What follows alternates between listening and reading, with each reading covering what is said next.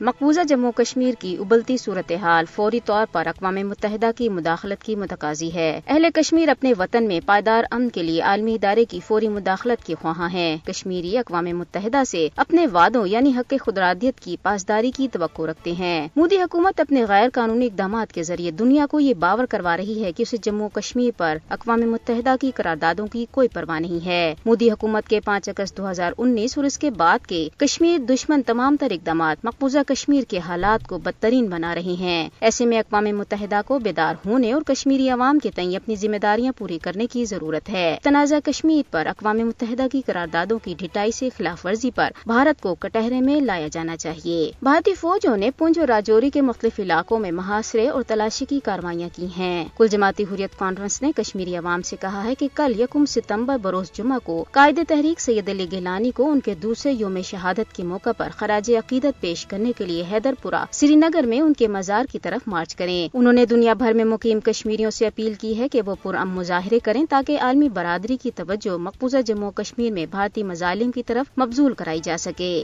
سید علی گیلانی 1 ستمبر 2021 کو بھارتی قید میں سری نگر میں اپنی رہائش گاہ پر انتقال کر گئے تھے، جہاں انہیں 1 دہائی سے زائد عرصے تک مسلسل نظر بند رکھا گیا تھا۔ حریت رہنماؤں نے بابائے حریت سید علی گیلانی کو ان کے دوسرے یوم شہادت کے موقع پر خراج عقیدت پیش کرتے ہوئے کہا ہے کہ سید علی گیلانی کو کشمیر کی تاریخ میں ہمیشہ ایک ایسے ہیرو کے طور پر یاد رکھا جائے گا جنہوں نے انتہائی جرأت اور بے خوفی کے ساتھ کشمیریوں کے جائز مقصد کی حمایت کی اور بھارت کی ہندو تبع حکومت اس عظیم قائد کے عزم و استقلال کو توڑنے میں ناکام رہی۔ بھارت میں مسلم اثاثوں کو ختم کیا جا رہا ہے۔ مودی حکومت نے نئی دلی کی 123 اہم جائیدادوں کو مرکزی حکومت کی ملکیت میں لینے کا نوٹس جاری کر دیا ہے۔ ان 123 مقامات میں جامع مسجد سمیت دیگر کئی مساجد، درگاہیں اور قبرستان شامل ہیں۔ عالمی خبر رساں ادارے رائٹرز نے پیو ریسرچ سینٹر کی طرف سے کیے گئے ایک سروے کا حوالہ دیتے ہوئے لکھا ہے کہ بھارت کے لیے مثبت سوچ رکھنے والے امریکی اور یورپی باشندوں کی تعداد میں گزشتہ 15 سالوں میں کمی آئی ہے اور زیادہ تر امریکی اور یورپی باشندے عالمی امور میں مودی پر اعتماد نہیں کرتے۔